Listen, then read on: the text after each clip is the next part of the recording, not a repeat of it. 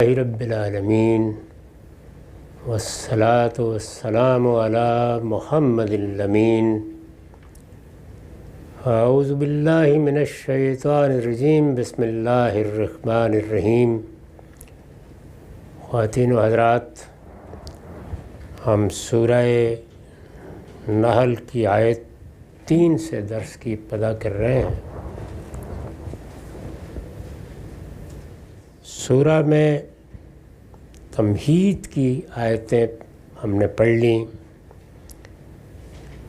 اس کے بعد اب قرآن مجید اپنے طریقے کے مطابق استدلال شروع کر رہا ہے۔ اس کی ابتدا اس بنیادی مقدمے سے کی ہے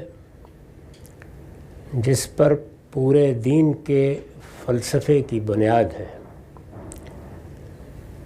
یعنی یہ زمین و آسمان، یہ کائنات، انسان کو جب وہ شعور کی آنکھ کھولتا ہے تو ایک وجودی حقیقت کے طور پر اپنے گرد و پیش میں ملتی ہے۔ اس کے بارے میں سب سے پہلا سوال یہی پیدا ہوتا ہے کہ اس کی حقیقت کیا ہے؟ یہ کائنات کوئی مقصد رکھتی ہے؟ کسی چیز کو سامنے رکھ کر بنی ہے یا بنائی گئی ہے؟ یا صورتحال یہ ہے کہ یہ ہے،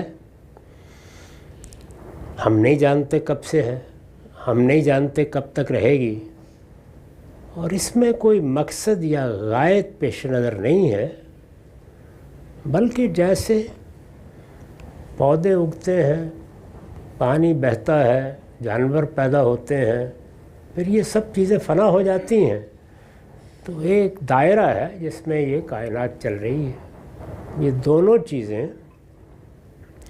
بالکل الگ الگ نقطہ ہے نظر پیدا کرتی ہیں۔ ان کے نتائج انسان کے فکر پر، انسان کے علم پر اور اس کے عمل پر مترتب ہوتے ہیں۔ انہی کو بنیاد بنا کر فلسفہ گفتگو کرتا ہے اور انہی کو بنیاد بنا کر مذہب گفتگو کرتا ہے۔ یہ بنیادی چیز ہے، اسی سے ابتدا کی ہے۔ چنانچہ فرمایا کہ خلق السماوات والارض بالحق، اس نے آسمانوں اور زمین کو برحق پیدا کیا ہے، یعنی یہ عبث نہیں ہے، بے فائدہ نہیں ہے، بغیر کسی مقصد کے نہیں ہے۔ ایسا نہیں کہ بیٹھے بیٹھے کسی کو الیل آئی اور اس نے کچھ بنا دیا۔ یہ بازیچہ یا اطفال نہیں ہے، کوئی تماشا گاہ نہیں ہے، یہ برحق پیدا کیے گئے ہیں۔ یہ لفظ جب قرآن استعمال کرتا ہے تو دونوں پہلوؤں سے متنبع کرتا ہے۔ ایک اس پہلو سے کہ یہ کوئی خیال یا واہمہ نہیں ہے جس کو تم کائنات کی صورت میں دیکھتے ہو، یہ ایک حقیقی چیز ہے، اور اس کو ایک پروردگار، ایک علیم و حکیم ہستی نے پیدا کیا ہے۔ اور دوسرے یہ کہ یہ حقیقی چیز کسی کھیل تماشے کے طور پر پیدا نہیں کی گئی، یہ ایک بڑے مقصد کو سامنے رکھ کر پیدا کی گئی ہے۔ تو دونوں باتوں کو پیش نظر رکھ کے یہاں سے استدلال کی، ریزننگ کی تمہید اٹھائی ہے۔ خلق السماوات والارض بالحق، اس نے آسمانوں اور زمین کو برحق پیدا کیا ہے۔ چنانچہ میں نے اس پر حاشیہ لکھا ہے، برحق پیدا کیا ہے یعنی غایت و حکمت کے ساتھ پیدا کیا ہے۔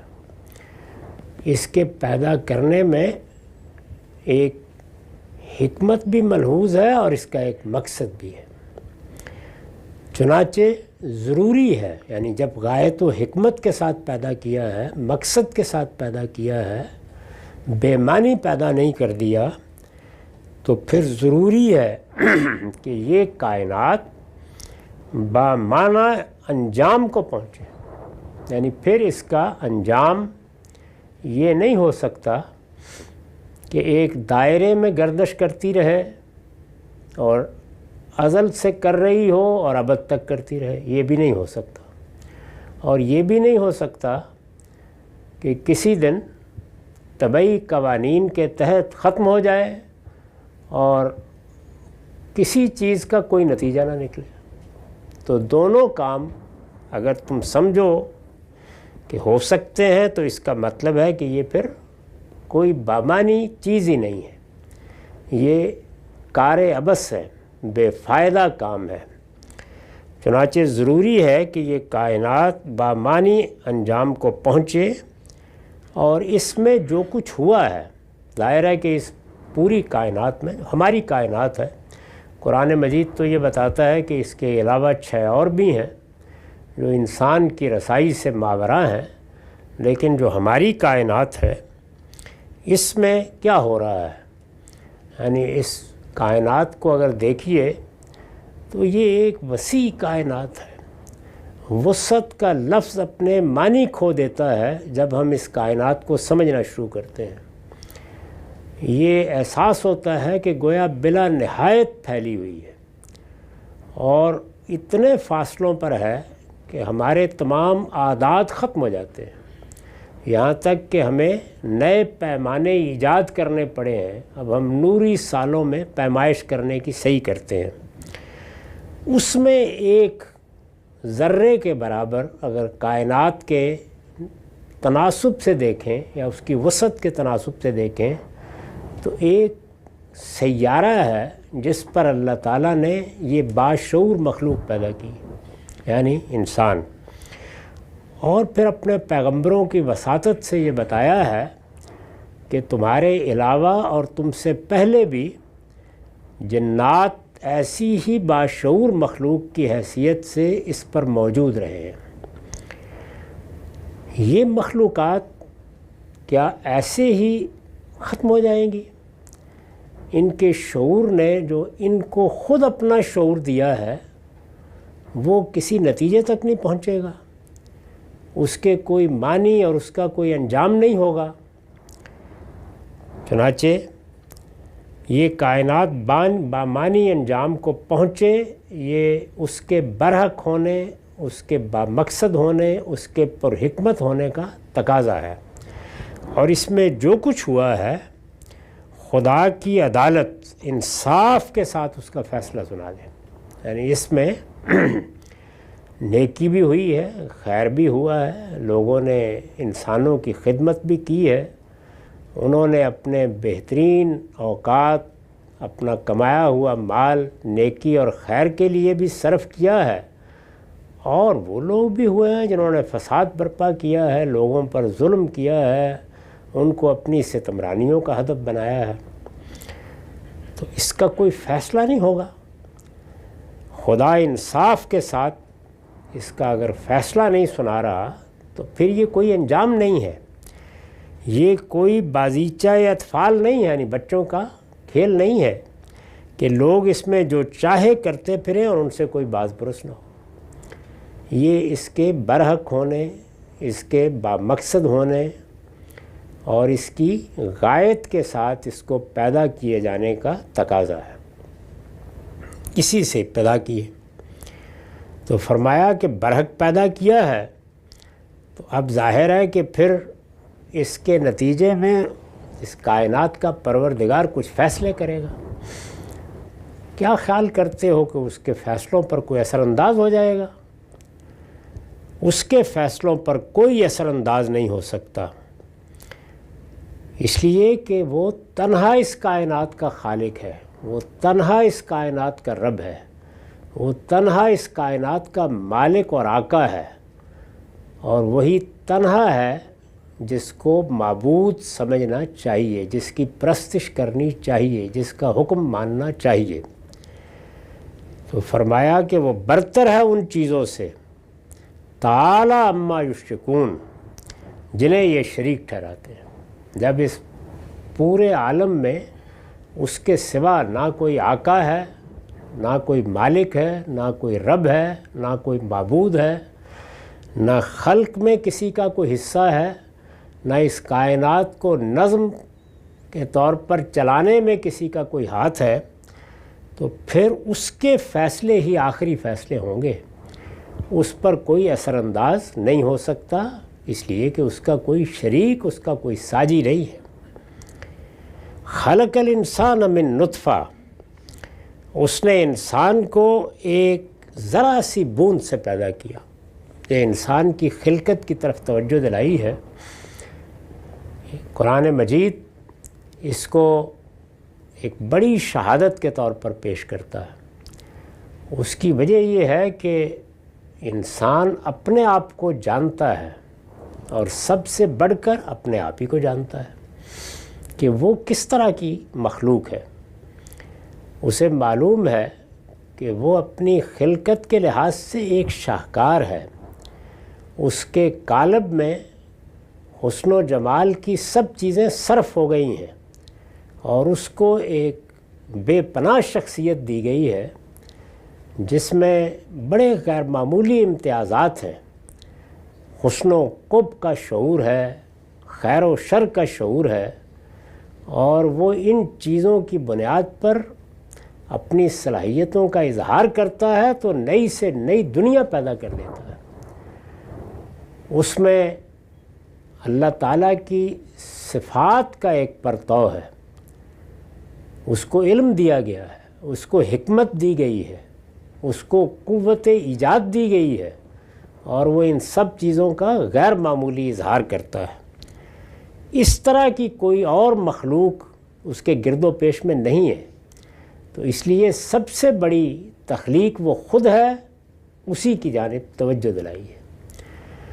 اس کو توجہ یہ دلائی گئی ہے کہ ذرا یہ دیکھو کہ تم کس طرح پیدا ہوتے ہو، یعنی تمہارا پیدا ہونے کا پورا عمل قابل مشاہدہ ہے، یہ کوئی ماضی کی خبر نہیں ہے۔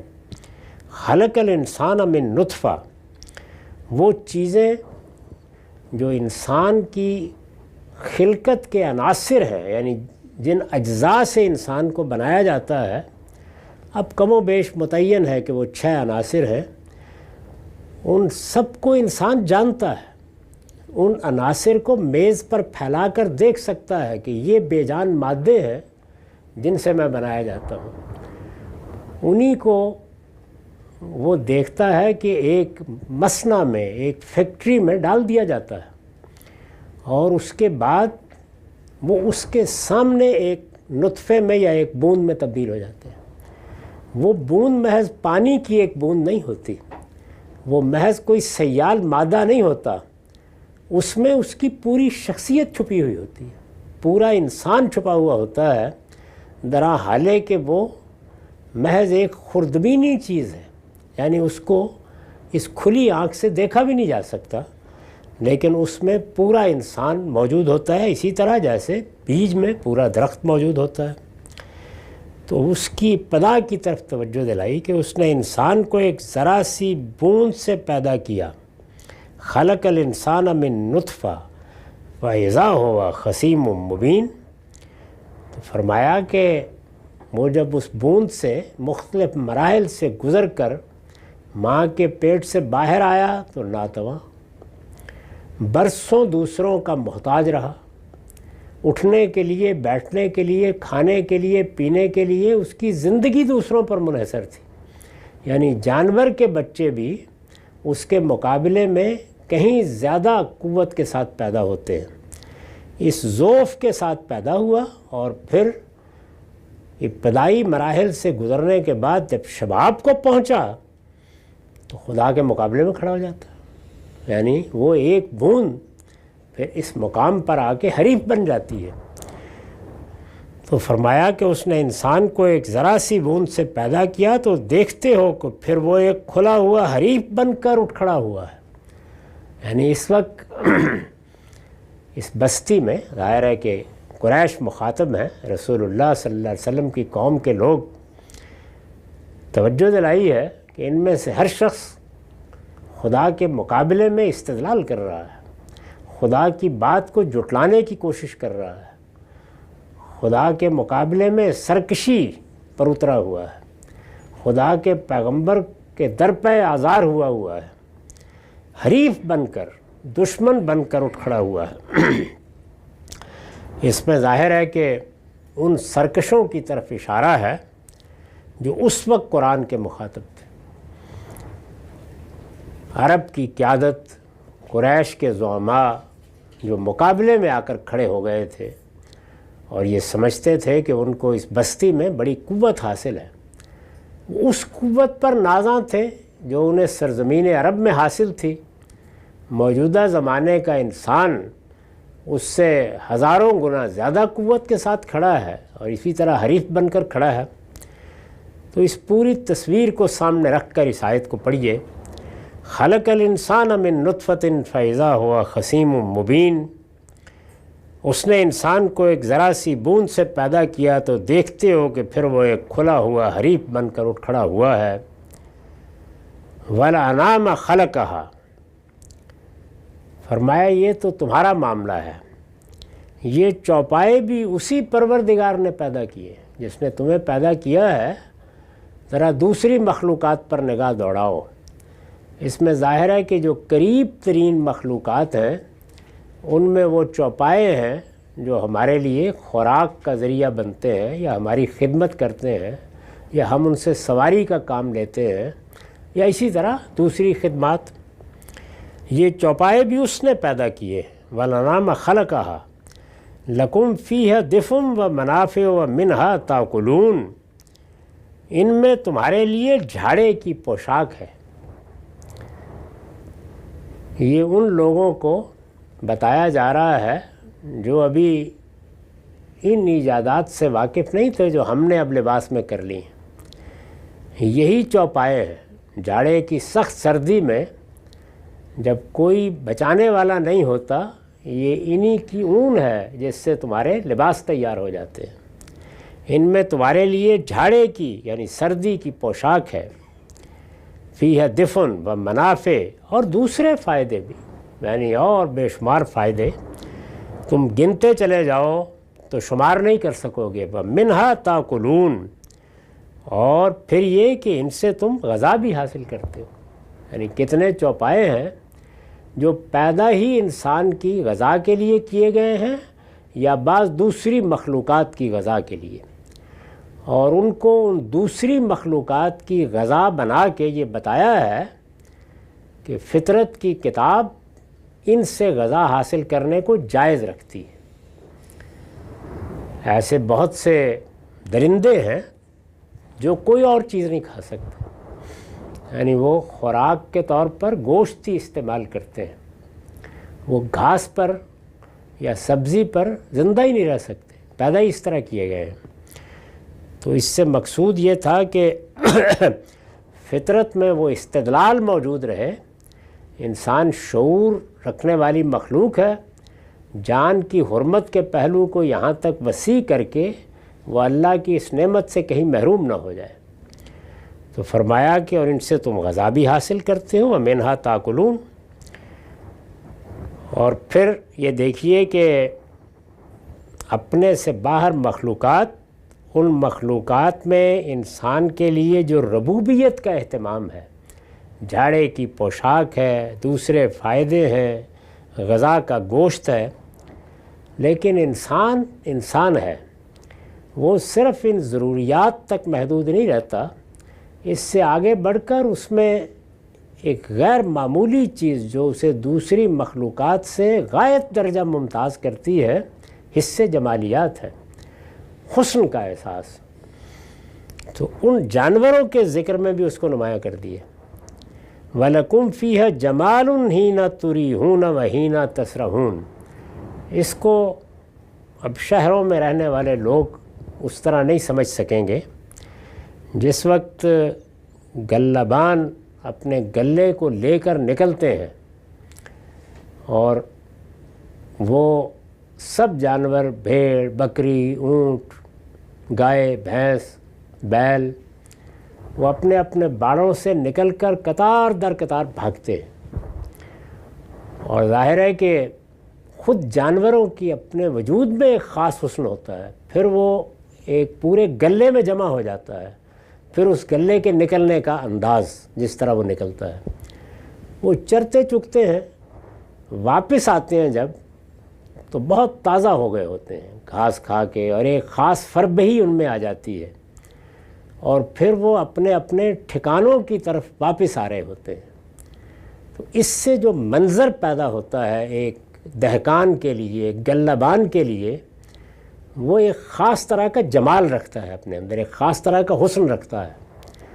جن لوگوں کو جانوروں کو اس طرح پالنے دیکھنے کا موقع ملا ہے وہ یہ جانتے ہیں کہ وہ الگ الگ بھی حسن رکھتے ہیں، وہ اپنے باڑے میں بھی حسن رکھتے ہیں، وہ اپنی باغ دوڑ میں بھی ایک خاص حسن رکھتے ہیں، اور پھر اس طرح گلے میں نکلنے اور شام کو واپس آنے میں بھی ایک غیر معمولی منظر پیدا ہوتا ہے دہقانوں کے لیے، گلہبانوں کے لیے۔ اس کی تصویر کھینچتی ہے۔ وَلَكُمْ فِيهَا جَمَالٌ حِينَ تُرِيحُونَ وَحِينَ تَسْرَحُونَ، ان کے اندر تمہارے لیے جمال بھی ہے، حسن بھی ہے۔ اس سے اندازہ کیجئے کہ حسن بجائے خود کتنی بڑی نعمت ہے اللہ تعالیٰ کی، یہ کس طرح نظر نوازی کا سامان کرتا ہے۔ جن لوگوں کے اندر حسن کی قدر ہوتی ہے، وہ فطرت میں ہو، پھول میں ہو، شخص میں ہو، وہ اس کو دیکھتے ہیں تو کہتے ہیں کہ پروردگار تو ہر عیب سے پاک ہے، یہ تیرا ہی کمال ہے جس کا ظہور ان سب چیزوں میں ہوا ہے۔ تو فرمایا کہ ان کے اندر تمہارے لیے جمال بھی ہے، اور پھر تصویر سامنے لا کے بتایا حین تریحون وحین تسرحون، جب کہ شام کے وقت ان کو واپس لاتے ہو اور جب صبح کو چرنے کے لیے چھوڑتے ہو، یعنی جو منظر اس وقت پیدا ہوتا ہے اس میں تمہارے لیے نظر نوازی کا کیا سامان ہوتا ہے۔ اس میں ایک سوال پیدا ہوتا ہے کہ ترتیب کا تقاضا تو یہ تھا کہ یہ کہا جاتا کہ جب صبح کو چرنے کے لیے چھوڑتے ہو اور جب شام کو واپس لاتے ہو، اس لیے کہ ابتدا تو اس منظر کی صبح ہوتی ہے جب چرنے کے لیے چھوڑا جاتا ہے۔ قرآن نے الٹ دی ترتیب اور یہ کہا جب شام کے وقت ان کو واپس لاتے ہو اور جب صبح کو چرنے کے لیے چھوڑتے ہو، گویا شام سے نگاہ کو متوجہ کیا ہے صبح تک۔ اس پر میں نے لکھا ہے کہ اصل الفاظ ہیں ہینا تریحون و ہینا تسرحون، ان میں سرا یعنی کسی جانور کو صبح چرنے چگنے کے لیے چھوڑنا، وہ کیا ہے؟ سرا کو بظاہر اراحہ پر مقدم ہونا چاہیے تھا، یعنی شام کے وقت لانے کا ذکر بعد میں ہونا چاہیے تھا، لیکن قرآن نے اسے مؤخر کر دیا ہے۔ اس کی وجہ کیا ہے؟ استاذ امام امین احسن اصلاحی نے وضاحت فرمائی ہے، وہ لکھتے ہیں اس کی وجہ یہ ہے کہ موقع کلام اظہار شان کا ہے، یعنی صرف یہ بتانا مقصود نہیں ہے کہ گلے چھوڑے جاتے ہیں اور گلے واپس آتے ہیں، بلکہ ان کی شان، ان کے جمال کو نمایاں کرنا مقصود ہے۔ اور شان کا اظہار یا جمال کا اظہار گلے کی شام کو واپسی میں زیادہ ہے، جبکہ وہ چراگاہ سے چر چک کے تازگی اور فربہی کی حالت میں گھر کو واپس آتا ہے۔ یہ بات اس درجے میں اس وقت نہیں ہوتی جب وہ صبح کو چرنے کے لیے چھوڑا جاتا ہے، اس وقت ایک بھاگنے کا انداز ہوتا ہے اور جانور ویسے بھی کچھ دبلے محسوس ہو رہے ہوتے ہیں، اور ان میں وہ نشاط بھی نہیں ہوتا جو جب وہ شام میں واپس آتے ہیں اور ایک خاص طریقے سے گردنیں اٹھائے ہوئے جا رہے ہوتے ہیں۔ تو اس تصویر کے حسن کو نمایاں کرنے کے لیے مقدم مؤخر کر دیے۔ اس تصویر کو سامنے رکھ کے پھر کہا وَتَحْمِلُ أَثْقَالَكُمْ إِلَىٰ بَلَدٍ لَمْ تَكُونُوا بَالِغِيهِ إِلَّا بِشِقِّ الْأَنفُسِ إِنَّ رَبَّكُمْ لَرَءُوفٌ رَحِيمٌ۔ یہ جانور یعنی یہ جن سے تم جھاڑے کی پوشاک حاصل کرتے ہو اور طرح طرح کے فائدے اٹھاتے ہو، جن سے تم غذا حاصل کرتے ہو، جو تمہارے لیے اس طرح نظر نوازی کا سامان بنتے ہیں، یہ تمہارے بوجھ ایسے شہروں تک لے جاتے ہیں جہاں تم جان توڑ کر ہی پہنچ سکتے تھے۔ یعنی میں نے تمہیں پیدا کیا تو اپنے لیے سواریاں ایجاد کرنے کے لیے تو صدیوں انتظار کرنا پڑنا تھا، میں نے وہ سواریاں فراہم کر دیں جو اس وقت تمہارے کام آ سکیں، اور وہ یہی تمہارے جانور ہیں، یہی تمہارے بیل، یہی تمہارے گھوڑے، یہی تمہارے گدھے، یہ تمہارے بوجھ ایسے شہروں تک لے جاتے ہیں جہاں تم جان توڑ کر ہی پہنچ سکتے تھے۔ انہوں نے تمہارے لیے سفر آسان کیے ہیں اور تجارت کی راہیں کھولی ہیں اور دور دراز علاقوں تک لے جانے کے لیے تمہاری سواری بنے ہیں۔ ان ربکم لرؤوف الرحیم، حقیقت یہ ہے کہ تمہارا پروردگار بڑا ہی شفیق، بڑا مہربان ہے۔ یعنی اس نے صرف پیدا نہیں کر دیا بلکہ پیدا کرنے کے بعد تمہارے لیے ربوبیت کا، پروردگاری کا، پالنے کا، نگہداشت کا یہ اہتمام کیا ہے۔ تمہارے اندر جتنے دائیات پیدا کیے ہیں ان سب کا سامان کیا ہے۔ گوشت کے مکروہ ڈھیر بھی وہاں لگے ہوئے مل سکتے تھے کہ کھا لو، لیکن ان کو ان خوبصورت جانوروں میں بدل دیا ہے، ان کے ساتھ محبت پیدا کی ہے، تعلق پیدا کیا ہے۔ ان ربکم لرؤوف الرحیم، تمہارا پروردگار بڑا ہی شفیق، بڑا مہربان ہے۔ یعنی وہی کھانے کے جانور، وہی تمہارے لیے پوشاک فراہم کرنے کے جانور، وہ تمہاری سواری بھی بن جاتے ہیں۔ والخیل والبغال والحمیر لترکبوها وزینہ ویخلق ما لا تعلمون، یہ گھوڑے اور خچر اور گدھے بھی اس نے پیدا کیے، یہ سب اسی کی مخلوقات ہیں تاکہ تم ان پر سوار ہو۔ اور دیکھیے پھر دوسرے پہلو کو نمایاں کیا، تاکہ انسان جس طریقے سے اپنی ضرورتوں کا محتاج ہے اسی طرح حصے جمال لے کے آیا ہے، اسی طرح سے تزئین کا ایک غیر معمولی دائیہ اور جذبہ اپنے اندر رکھتا ہے۔ اس پہ اکتفا نہیں کرتا کہ بس پیٹ میں گھاس بھر لی تو پیٹ کا تقاضا پورا ہو گیا، اور رہنے کے لیے بارش اور طوفان سے بچنے کے لیے جھونپڑی بنا لی، نہیں، اس میں ذائقے کا تنوع، رہائش گاہوں کا تنوع، شہروں کا تنوع، عمارتوں کا تنوع، جدت ہی جدت رکھی ہے۔ تو فرمایا کہ یہ گھوڑے اور خچر اور گدھے بھی اس نے پیدا کیے ہیں تاکہ تم پر سوار ہو، یہ ضرورت ہو گئی، اور یہ زینت بھی ہے، یعنی ان میں بڑی خوبصورتی بھی ہے۔ جب ان کو تم اپنے استبل میں باندھتے ہو، جب اپنے باڑوں میں لاتے ہو، جب ایک دولت کی حیثیت سے ان کو دیکھتے ہو، تو ان میں تمہارے لیے بڑی زینت بھی ہے۔ وَيَخْلُقُ مَا لَا تَعْلَمُونَ، یہ تو فرمایا کہ تمہارے گرد و پیش میں، ظاہر ہے کہ عرب مخاطب ہیں، ان کے ماحول میں جو چیزیں موجود ہیں ان کا ذکر کر کے کہا کہ یہاں تک نہیں، وہ ایسی چیزیں بھی پیدا کرتا ہے، روز پیدا کرتا ہے، جنہیں تم جانتے بھی نہیں۔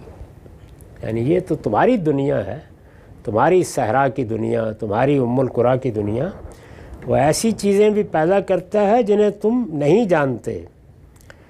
وَعَلَى اللَّهِ قَصْدُ السَّبِيلِ، فرمایا کہ یہ سب دیکھنے کے بعد بھی اس کو پانے کی تمنا نہیں پیدا ہوتی، ہونی چاہیے، اور اگر اس کو پانا چاہتے ہو تو جان لو، اس کو پانا چاہتے ہو یعنی اس کی معرفت حاصل کرنا چاہتے ہو، اس کو پہچاننا چاہتے ہو، اس کو سمجھنا چاہتے ہو، اس سے تعلق پیدا کرنا چاہتے ہو، تو جان لو کہ وَعَلَى اللَّهِ قَصْدُ السَّبِيلِ، اللہ تک سیدھی راہ پہنچاتی ہے۔ یعنی جب تم اپنے فکر کو سدید کر لو گے، اپنے آپ کو دائیں بائیں سے ہٹا کے بالکل سیدھے دیکھو گے کہ یہ دنیا کیا ہونی چاہیے، اس کی خلق کے پیچھے کس کو ہونا چاہیے، اور کیا وہ فی الواقع ہے، تو بالکل سیدھا راستے کے اوپر تمہیں خدا ملے گا۔ وہ ایسی ہستی ہے، وَعَلَى اللَّهِ قَصْدُ السَّبِيلِ، اللہ تک سیدھی راہ پہنچاتا ہے۔ فرمایا لیکن کیا انسان اس سیدھی راہ پر ہی چلتا ہے؟ وَمِنْهَا جَائِرٌ، جبکہ راہیں ٹیڑھی بھی ہیں۔ یعنی اسی پروردگار کو پانے، اس کائنات کی حقیقت کو جاننے کے لیے انسان ٹیڑھی راہوں پر بھی نکل جاتا ہے۔